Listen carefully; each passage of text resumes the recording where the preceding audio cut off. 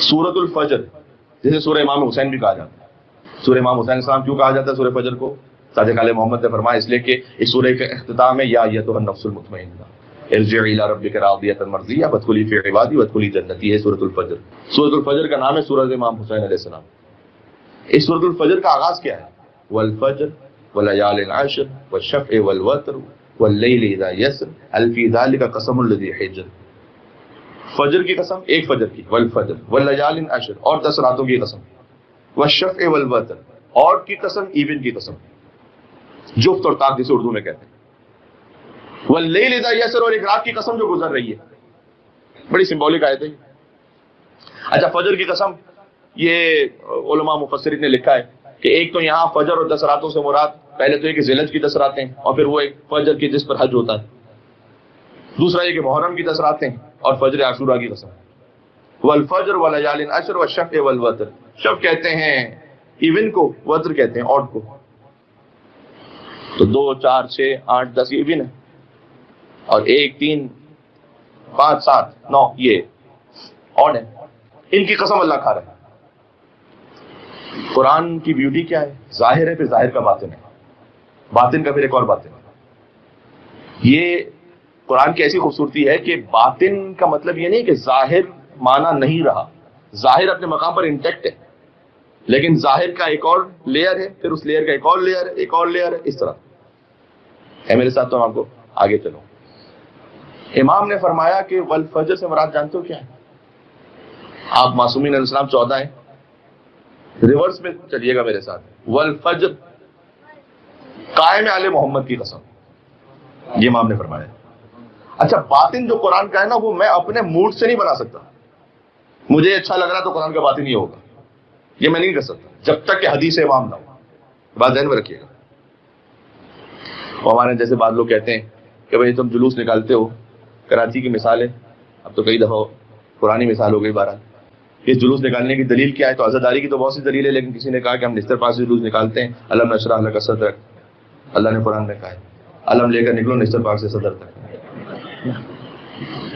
یہ باطن میں اپنے موڈ سے نہیں بنا سکتا کہ مجھے یہ اچھا لگ رہا ہے. باطن کے لیے کوئی حدیث امام ہونی چاہیے، قال الباقر اور قال الصادق ہونا چاہیے، تب ہوگا باطن.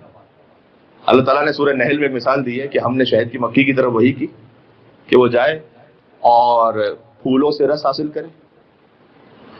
فی بطونہا شراب، اور شہد کی مکھی کے شکم میں ایک مائع ہے، لیکوڈ ہے. فی شفاء للناس، اس میں انسانوں کے لیے شفا ہے. یہ کس کی بات ہو رہی ہے؟ شہد کی بات ہو رہی ہے. امام نے کہا شہد ظاہر ہے، اس کا باطن ہے وہ علم علی بن ابی طالب. ہے میرے ساتھ آپ؟ شہد کا باطن علی بن ابی طالب کا علم ہے. یہاں شہد سے مراد یہ ہے. تو اب باطن کے لیے حدیث چاہیے آپ کو، کیونکہ امام نے فرمایا تو پھر ہمیں سمجھ میں آیا. اس لیے تو اللہ تعالیٰ نے قرآن کے ساتھ اہل بیت کو رکھا ہے تاکہ باطن بتائیں. فی شفاء للناس، اس لیے کہ اس شہد میں جیسے شفا ہے نا انسانوں کے لیے، ویسے علم علی بن ابی طالب میں شفا ہے انسانوں کے لیے، سارے انسانوں کے لیے. شہد وہ کافر کو بھی شفا دیتا ہے. تو کیا اس کا مطلب یہ کہ کافر کا مذہب حق پر ہے؟ نہیں. اللہ تعالیٰ نے دنیا کا نظام یہ رکھا ہے کہ شاید کوئی بھی پیے گا اس کو شفا ملے گی.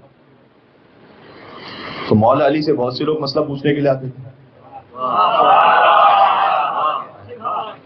اس کا مطلب یہ ہے کہ وہ حق پر تھے. اس کا مطلب یہ ہے کہ مولا علی کے ان سے تعلقات بڑے اچھے تھے. کیا لوگ کہتے ہیں کہ آپ کو بڑی تکلیف ہوتی ہے، وہ تو آتے تھے علی سے مسئلہ پوچھنے تو علی بتا دیتے تھے.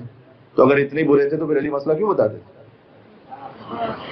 تو اگر فرعون اتنا ہی برا تھا تو اللہ اس کو رزق کیوں دے رہا تھا؟ ہاں، اس لیے کہ اللہ کے رب العالمین ہونے کا تقاضا ہے کہ اگر فرعون بھی آئے گا نا تو اللہ اسے رزق بند نہیں کرے گا. علی کے امام مبین ہونے کا تقاضا ہے کہ اگر کوئی غیر بھی آئے گا مسئلہ پوچھنے تو علی یہ نہیں کہیں گے کہ تو مجھے امام ہی نہیں مانتا تو میں تجھے کیوں بتاؤں. آیا ہے پوچھنے کے لیے تو علی جواب دیں گے. اس کا مطلب یہ نہیں ہے کہ اللہ اور فرعون کا تعلق بڑا اچھا، اللہ نمرود کا تعلق اچھا ہے. بات واضح ہو رہی ہے.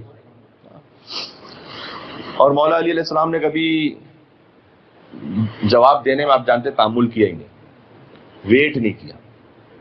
وہ مشہور بات ہے کہ جب کسی نے کہا کہ علی تھوڑا سا تو سوچ کے جواب دیں، تو مولا علی نے کہا کہ تیرے ہاتھ میں انگلیاں کتنی ہیں؟ اس نے کہا 5 ہیں۔ کہا علی نے کہا سوچا کیوں؟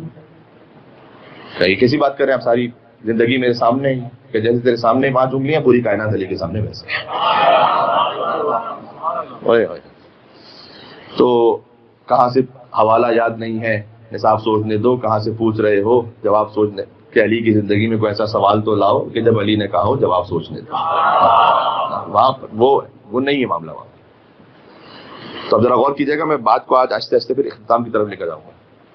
والفجر، ٹائم آل محمد کی قسم، ولیال عشر، یہ امام نے فرمایا اس لیے میں کہہ رہا ہوں۔ حضرت حجت امام زمانہ کی قسم، ولیال عشر، اور 10 راتوں کی قسم۔ امام زمانہ علیہ السلام سے پہلے جو امام ہے وہ امام حسن عسکری ہیں، ان سے 10 امام تک اوپر چلے جائیے تو حسن مجتبیٰ ہے۔ تو امام نے فرمایا یہ قسم ہے من الحسن الی الحسن، ایک حسن سے دوسرے حسن تک سارے اماموں کی قسم۔ اب میں کسی اور منزل پر اپنے آپ کو محسوس کر رہا ہوں، کاش ہم ساتھ سفر کر سکیں۔ اس کے بعد ہے والشفع والوتر، 2 برابر کی ہستیوں کی قسم۔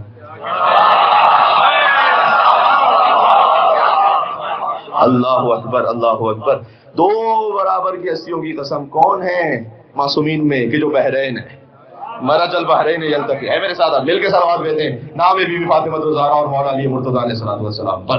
اللہ صلی علی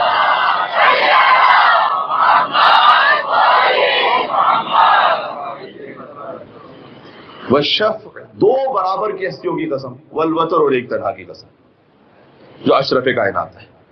یہ 14 معصومین کی قسم کہی اللہ سبحانہ و تعالیٰ نے قرآن میں۔